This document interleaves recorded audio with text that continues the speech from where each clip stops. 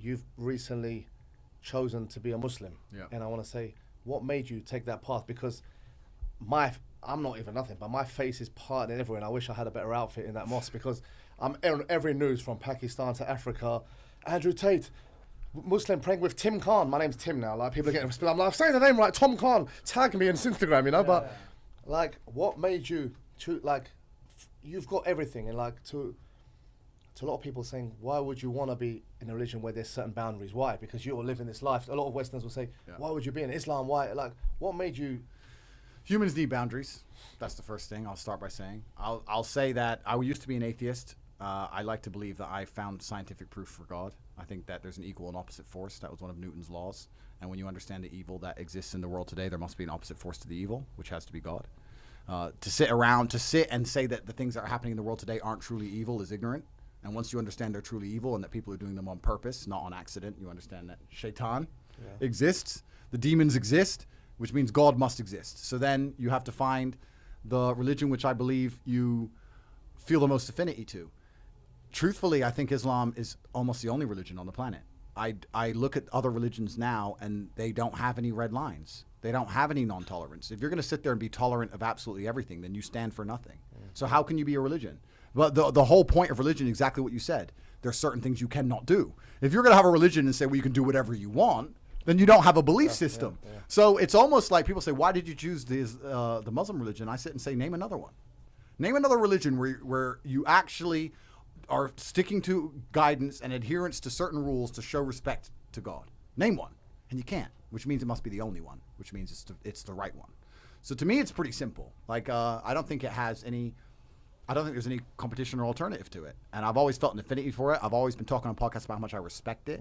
Like, and if you're going to be religious, you're going to choose the path you respect. I don't think there's any other choice. I see people say they're Christian all days long, and I say, what does that mean? Because I can name drag queens who are Christian. I can name, like, no, but what does it mean? No, but I understand your But point, what does it truly, mean? yeah. It doesn't mean anything. And there has to be a degree. I mean, I'm attacked all the time, and I get it. But there has to be a degree of intolerance inside of a rule set. That's what the rule set means. If a football game, offside rule is intolerance. There has to be intolerance inside of any set of rules. If you're going to come along and say we have absolutely zero intolerance and we're tolerant of everything, then you have no rules. And then society degrades. So everything we were talking earlier about man, women, family, how all of the problems, all of the degenerate behaviors I'm advertising so men can protect their mental state instead of falling in love and then end up suicidal by some woman who leaves them and cheats on them, all of that can be prevented with a rule set. But it's only Islam that can do that. You can't go to a church and go, I've met a Christian girl, don't worry, it's in the bag. Good luck, friend. We know what's going to happen. So I don't think there's any competition. It has to be the truth. It has to be the truth. Mashallah. Yeah, mashallah. Honestly, and I'm not. You get good Christians, like we know. You get. Of course, you get good Orthodox people of all Christians kinds. Of and course, all kinds, even Jews. Like you get these traditional Christians, which I respect, who are also can't practice their own religion because Christianity is like you said, it's evolving to the point where it's fit in society, where Islam will never do that. We spoke once, and I said, you could give me $1 billion, $10 billion to say denounce Islam, I wouldn't do it, and I mean it. You could put the cash straight in front of me. You could never make me do that. You could do that with anyone else. Religion should shape society. Society shouldn't shape religion. And that's what's happened. Yeah, like, James, I'm not sure how many times you've been here. We could literally go to the beach now, sit somewhere, all our phones, these watches, leave the car engine running and just leave. Come back in 3 hours, it's there. Only thing that maybe the battery dies. Literally, no one will touch it because it stems from Islamic law. And I think, when we're talking, I think, and I know a lot of stick and as well support, it went viral saying he's doing it for clout, he's not. And I can truly say, I know him for a long time, and we speak of different things. It was purely his decision, purely to go in that mosque that day. It was just spiritual. It was UFC. We had about 50 people waiting for us in the restaurant. We just went to pray, and it was just this kind of relaxation. I saw in his eyes, he felt good. Yeah.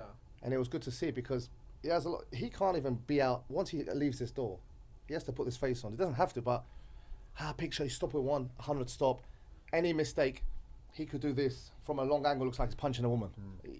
He's in that kind of world now, and I think he's got a lot of responsibility also because now the Muslim world is very as well judgmental. Unfortunately, it's a beautiful religion, but the people don't judge by the. But that's what he likes about it because there is boundaries. Well, there is boundaries, but also I think that the bottom line of it all is, James said it earlier, hedonism and pleasure, etc., is a black hole. And if you don't have any self-enforced boundaries or boundaries from a higher power, you will never fill that black hole. I've never been a degenerate person. I've never been degenerate when it comes to fornication. I've never been a gambler. I've never tried a single drug in my life. I've never tried steroids. I've never smoked a puff of weed. Nothing. I've never been a degenerate guy. Bit of vodka, some cigars, and work and really hard work. That's fine. But I'm saying that the people who try and find happiness through endless hedonism, it's a black hole. And the truth to happiness is to come along and find some rule sets that you respect and agree and say, no, I don't do this, I don't do that. And you'll feel better doing that. And this is the reality of it. And this is how God gives you peace in your heart and in your mind. You don't look at 5 Palm and want to go. You just don't want to go. And it's so much better. You know the 5 Palm are gonna put a lawsuit on me. I love 5 Palm. Yeah. You know, there's not many people in your life through probably the last 10 years that say no to you. And you see people, you know, I love Conor McGregor, right? Yeah. But I feel like he hasn't got enough people around him to say no. And I feel like sometimes Islam and religion, you put a higher power. You have someone there that for the rest of your life, no matter, you could triple your net worth tenfold, whatever, you could increase everything. I think it's such a beautiful thing to have something above you that is the real rule maker. You know the only thing better than having everything you want? Not wanting things. I'm telling you, you get more peace in your heart from not wanting something than having as much as what you want of it. I'm telling you. If you were to ask a man right now, if we could cure ourselves or cure our hearts, if you were to say, let's talk about women because we talked about it a bunch, right? If you could give a man to have any woman he wants and he's running around having every girl he wants all day long, there's still going to be stress. He's still going to be in and out of hotel rooms. He's still going to be driving in traffic, all this garbage. If you could make him click and not want him anymore, that's where the peace is. The peace is not having everything you want. The peace is not wanting things. That's the truth. I also think it comes down to what is the purpose of life. Like, if I was to ask you, what is the purpose of life or your purpose? What's the purpose of humans? What would you say? To enjoy it. Just to... I feel like for me, without being too pessimistic, I feel like when this fucking organic rock flying through the universe, like the human existence as a statistic from the Big Bang even a blink of an eye is too generous. And I'm like, fuck me, let's just enjoy it. Because some people believe that, myself, I'm not quite atheist. I've done magic mushrooms and now I'm like, there's something. You know, there was eternal blackness before life. There is a risk there'll be eternal blackness after life. So I want to make sure that my time on the planet, I make the most. And do you know what? We probably could all say this honestly, which is such a beautiful thing, is I would not trade my life with anyone else's. And I think that is the biggest blessing that I could ever have in life. I agree with you. And now that I'm religious, I can't wait till I start doing podcasts with atheists because I was the #1 atheist. I was Mr. Atheist. And now I realize that I was completely wrong. Do you think part of that 100% No, was but wrong. for me, and I'm going to be like the one, I believe, I understand what you're saying as well, but then you got to define what's happy. For everyone else has got a different kind of being happy. Then it's limitless in a way. We'll all be just like, it'll be a wild zoo. I believe we're too perfect of a creation. The blink of an eye, science can't reenact to be a Big Bang. I think there's a purpose. Why are we sitting there? Why are these humans, look how we are. We've made this, the power, the way, if the sun moved a few inches this way, we'd all burn. It went this way, everything's so perfect. The veins, the human eye, bro, like things you forget, the nose, the smell. There's a purpose for everything. And I truly believe there's a purpose why we're on this earth. And that's how I'm saying too, but I believe there's a thing like, we have mums. If your mum says to me, get me this, that, you go out of your way for her because she gave you birth. Yeah. She created you. I believe there's something out there, whatever you want to call it, I believe is Allah, the creator. Yeah. We're put on this earth to satisfy them in every way we can, to just show our, at least respect, live by their rules, but also spread the message and do something in that way. That's what I believe, because I believe we're too diverse and too perfect of a creation to be just here to pay bills, die, all this. There's a reason. And I believe the reason is, like, and people laugh. I believe he became Muslim as well. He's got a huge, I think the whole Muslim world now, he's at this point where he could be like an ex-Khabib or Muhammad Ali. And you'll laugh, but I'm telling you, you'll hear this soundbite one day. People are going to see him. He could change a lot of lives now, because there's a lot of Muslim kids who are like, you know, people in the shallows never had a role model too. Yeah. In society. What about you? You're religious?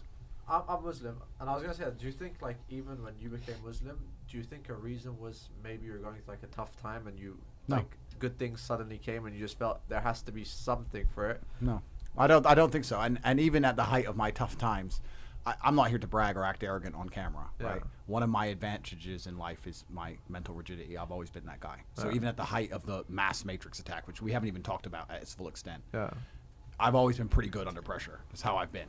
So I certainly wasn't under pressure and looking for, a way to feel better. It wasn't like that. I just truly respect and understand that God is real, and I truly respect and understand that with my own eyes, what I've observed, the truest way to show respect to God is through Islam. It's the only thing I've seen that I truly respect, and it means that the religion as a whole has to be the truth. I can't worship something I don't respect. I can't be called something I don't respect. I don't know how else to explain it.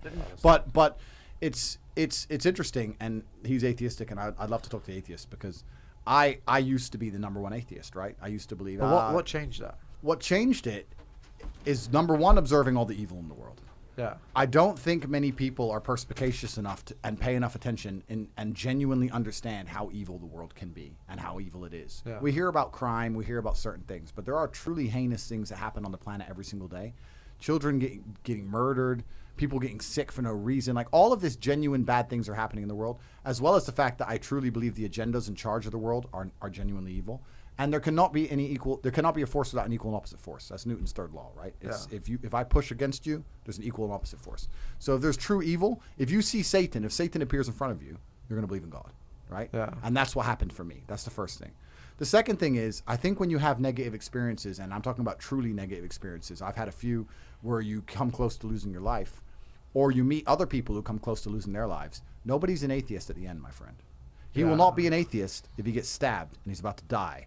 And he'll be praying to God like you've never seen. Yeah. Atheists stop being atheists quickly when the game gets real. So all of us innately understand in God. The most atheist man alive will pray if he really needs help. So I think we all innately understand God. God's certainly real. God has, like Tam said, giving us innate understandings of what's right and what's wrong. And also, if we're going to talk about happiness, as James said, we're here to be happy and we're here to enjoy ourselves. It's through God that you're happy and enjoy yourself. It's not through that black hole of hedonism. It's not through endless pussy and supercars and booze. And it's not those things. You can find any man who goes down that hole and tell me, are they happy? The answer is no. Who's the man who's happiest? The man who's praying. Yeah, because I think if you put your happiness in everything that's here, eventually you probably have it. Then you realize that's not ultimate happiness. You need to have faith in something beyond what's here. Completely. And then that's why I say, like, even that's why I asked why you convert, because I remember, like, I'm a Muslim. Yeah. Right? Now, I'm not going to say I'm the best practicing Muslim. Yeah. But it was through my toughest times where I chose to do good things, and I think, like, subconsciously said, what's the most honest thing to do? Like, it was through, like, just a ton of bad friends, just bad environments that happened, and I was going through a very dark time, right? Yeah. And I just told myself, just do the right thing. It's hard, you know, because if you do the wrong thing, you get instant satisfaction. Completely. Right? And it's like, well, if I just go and just act snaky like these people and just start manipulating, I was like, you know what? It's okay. Lose these friends, lose these people around you. Just trust the process. And eventually I got so much good out of it. And I was like, and that's kind of like what made me a lot more like faithful. I was like, okay, if you do good, it's hard sometimes, but long term, it's delayed gratification. Exactly, you know? You can eat the cake now and you're happy you had the cake, but if you want to be in fantastic shape, you have to go without the cake and look better later. And you're right, God is very giving. And I think that I don't know anybody who did the right things and was good to people and showed people respect, even if it was hard at the time, who didn't eventually get rewarded for it. If you're doing good things to get good things, then that's not because you're trying to be good. Correct. So I don't want people watching this and saying, oh my God, Mo and Andrew said if you do good things will come. They probably won't. And a lot of times it comes so delayed, and you'd only ever really get the good result if you purely did it as, you know what, I'm just going to take the good decision.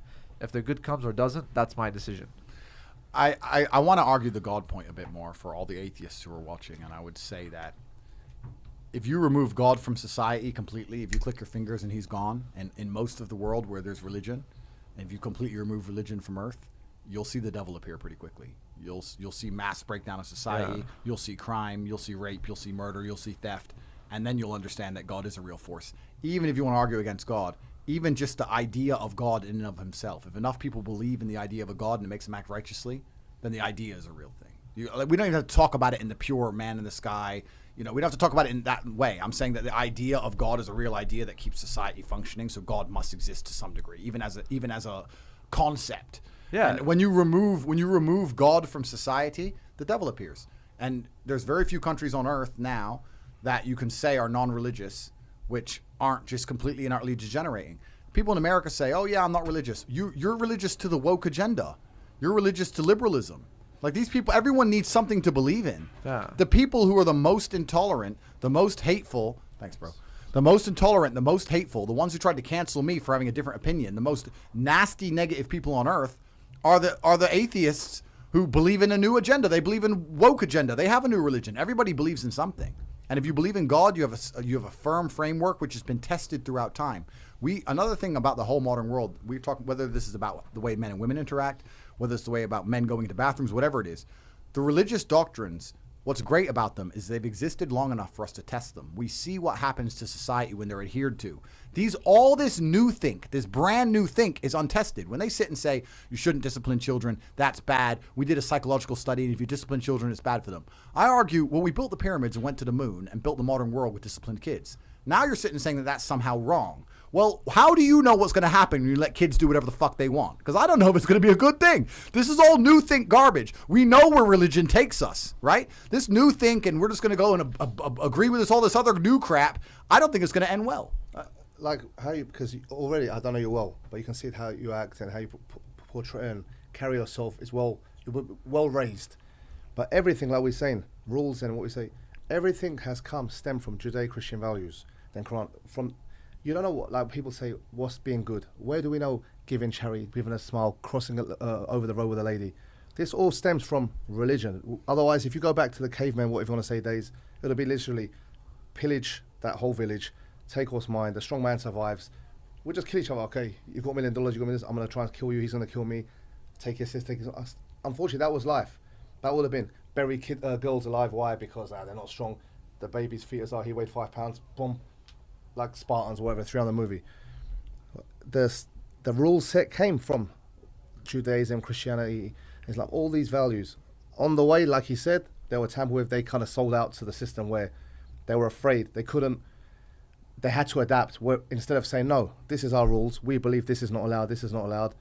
And they felt like he said that's why he chose Islam. But without religion or God, and obviously, I believe for a fact God exists and the Creator, bringing these messages to prophets and messengers, we wouldn't even know what good and bad is. You would not know. Do you know what's crazy as well? If we look at, say, like you say there correctly we look at history, I think a lot of the woke movement at the moment are so ignorant to history that they think nowadays is really bad.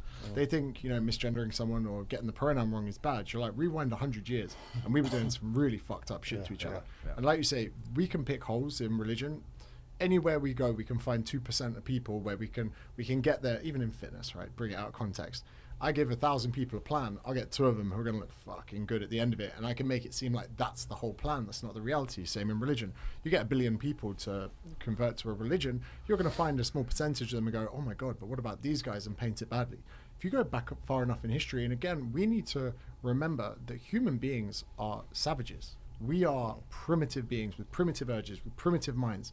We have, through society, religion, creating these beautiful rule sets. Even monogamy is a rule set to make us better. And if we go back, we can pick holes in religion and all of this. If you go back far enough and see how far we've come, we should be so appreciative of it. And I was similar to you, where I was atheist for a long time, and I lived with a Muslim for a few years, and I realized that any of my thoughts towards his habits, whatever it was just purely through ignorance. And when I said to him, about Ramadan, I was like, so why are you doing this? And I did it with him for the month, and at the end of it, I was so appreciative of food. We'd sit there. In Australia, it's easier because they got the short days for Ramadan.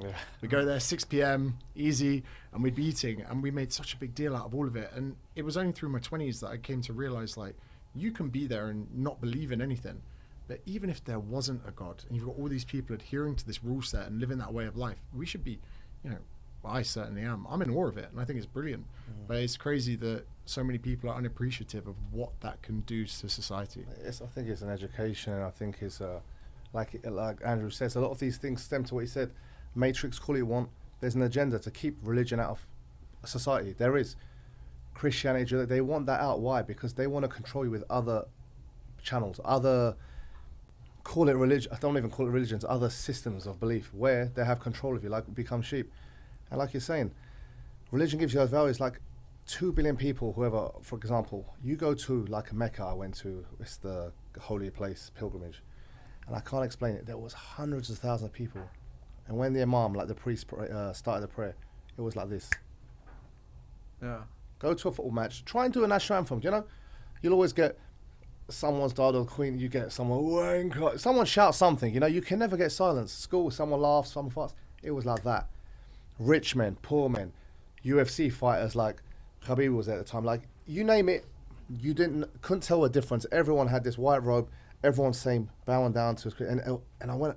I've been Muslim my whole life, but when I left, I was like, wow, there's a power you cannot buy, teach. That's a true belief. That's subhanallah. We say that. That's amazing for me, and I'm not someone to like preach, because I've been more haram than all of you, because I've been more than Muslim, and I acted in degenerate ways like I was, yeah.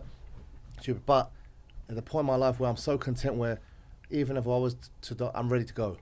I feel, and not a lot of people can say that. I don't feel like I'm ready to go. I feel like as a person, I behave well. Whoever knows me in life knows I will never steal money from them. That's one thing. They'll say he's rude, he's a prick, he's a bit arrogant. But you never hear a story, he could steal money off me or he scammed me and thing, because of my belief. So that's why, and I'm so truly believing in it, that I think to my extent I'm behaving well. I do good messages. I try to raise my family good. I'm good to everyone. I don't do things for another thing in favour. And plus, I'm ready to go. And I think that's the beauty of having that belief, where if I didn't have God, like, God knows, like, there'll be no limit to me. Honestly, for me, there'll be no limit to what I do. Yeah, and that's why they want to destroy religion. They want to destroy, it's not just religion. They want to destroy absolutely all of our baseline morality in every way. Before you put something on a hard disk, you wipe it clean. And they're trying to wipe us clean as humans. They want us to have no baseline moralities, no baseline understandings of what right and wrong is, no baseline understandings of how we should act, no baseline instincts. The male instinct to become strong is a protective instinct. I want to be big and strong to protect the people I care about and love. They don't want us to have any of that. They're trying to destroy it or attack it or confuse us into believing that we're wrong for wanting it. We're wrong for wanting to be a big, strong man of resource. That makes you a bad person, Tam. How dare you want to be a big, strong man of resource? How dare you want to take care of the people you care about most? How dare you want to be able to stand up against 3 normal-sized men and say, you're not going to touch any of the women I care about? That makes you bad. Yeah. When I sit here and say these things about women, they call me misogynistic. Every single one of them is taken out of context. They don't understand I'm talking about protecting and providing for women. When I say that I'm the one who would drive the car through the thunderstorm in the middle of the night on the rocky road, I'm not insulting women. I'm saying it's my responsibility to keep us safe. That's why I will take the risk.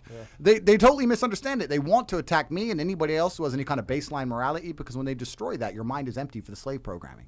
Then they can install the new program, whatever they decide it wants to be. If they want to wipe your mind and give you a new programming, do you think it's to make you happy, content, and individualistic, or to make you a slave so they can be tyrannical? That's all they want to do. And religion and a few other things are in their way. Another thing that's truly in their way, we talked about this a lot. That's the only reason I'm going to come back to it. The beautiful interaction between man and woman is in their way.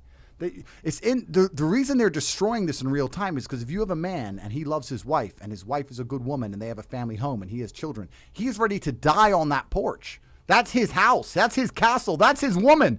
This is why they try and fuck it up. This is why they want the woman to not listen to him to run around going, women don't listen, I may as well just run around with a bunch of hoes and destroy all of it, because now he ain't going to die for nothing. Can you imagine, in UK, it's illegal to have another wife, but it's okay to commit adultery? It explains this point well. They want you to have these affairs. I think a man has another wife, you can go to jail. But if she cheats and you've got 5 kids, you've provided for her life, nothing happens. So of course, she'll still keep the kids. And a lot of men, I think that, like he says, he empowers men. We might not agree on the system or what he thinks, purely because of the way everyone's got their own system or ideas how they will do it. But what he's writing is he's giving them this strong empowerment. Why? Because these men work their ass off all day. No one sees their depression, working job just to put that food on the table. And I'm not giving a stop. That's what their life is. When you have a wife and kids, their life's gone. It's to pay those bills, come home. And I've seen it. I've seen the wives, yeah, you're all right, here, there's your food. Maybe they don't cook for them. Kids, they ignore them, get ruined. He's thinking, then he goes back to that weekend, takes him out, drives, repeat, dies, mortgage is there. Finally, by the time he dies, he might have paid it or not. That's depression. You know, he's put into that system. He's saying, if that woman leaves him, he's fucked. Yep. So he's got these debts, he's got these kids. Kids don't want to see him. What does he do? He doesn't know nothing else. He's been programmed to just do that to provide for his family. And I can understand why men, when they have these divorces or their kids and their kids are taken away, it's a real situation. There's like a movie where men don't even get a chance to see their kids if the woman says one thing. There's no investigation. Bro, I'll say this now. And yeah, it was haram. It was before my religious experience. I used to run the webcam business. And I will say this now. Webcam girls have stopped more men committing suicide than any therapist. The number of men who used to go on these websites and pay these girls and say, my wife doesn't respect me, she left me, I don't get to see the kids, I'm in debt now, I have to pay her X amount of money, I'm 42, no woman wants me, I can't find anyone, you're the only person who remembers my birthday. It's the reality. You had a good website, Bro, Ding, Dave, it's your birthday today. Let me I crush a remind us- banana with my foot. I have reminders set up. But it's the reality for so many men, and it's a truly cynical reality, and that's why when I give the answers I give about man being experienced, I know it seems cynical and degenerate, but that's the only answer I found. It's like, okay, well then you need to have a little bit about you. At least you know you're never going to be lonely forever. Man, if you meet a woman at 17, you've been with her your whole life. How are you going to get in the dating scene at 40 fucking? Bro, it's over. It's over. The game's over. It's over. And that's the point I'm making. And religion fixes all these problems. The world can be a beautiful place with God's guidance. If you take God's guidance away, humans are not that good. Humans are truly, we said earlier about pecking orders. You're right. And religion also prevents a lot of that. I'm telling you now what happens in unchecked societies, whether you believe me or not. You go to a godless country. Let's say you go to Miami. I go to Miami. Instagram gives me my account back. We'll see. I get my blue check mark out. 95% of girlfriends and wives will come and meet me. 95% of them. And they'll sit there with me on a date, expect me to be a dumbass. Oops, I'm a genius, and I'm actually rich as I look like on Instagram. Oh, funnily enough, I'm not lying. That's it. It's game over. I can ruin men. I got to the point where I genuinely felt bad. I'd go and date a girl, and she'd be 10, and she'd be beautiful, and after like 3-4 dates, we'd already slept together, whatever. She'd go, yeah, there's my ex. And I'd see the text, and I was like, I feel bad for these. It's almost like shooting fish in a barrel, my friend. I felt bad for the men. That's a degree of morality most men never get to. Where I was like, I'm driving men to suicide running through these chicks, and that's what happens in a godless society. That's all that happens. It's a hierarchy, and there are men out there at a certain level of status and capability and money who can just take your chick. They can do whatever they want. Maybe they can't take her right away. Maybe she'll ignore the first message. Yeah. Maybe she'll ignore the second message. But then you'll start arguing with her.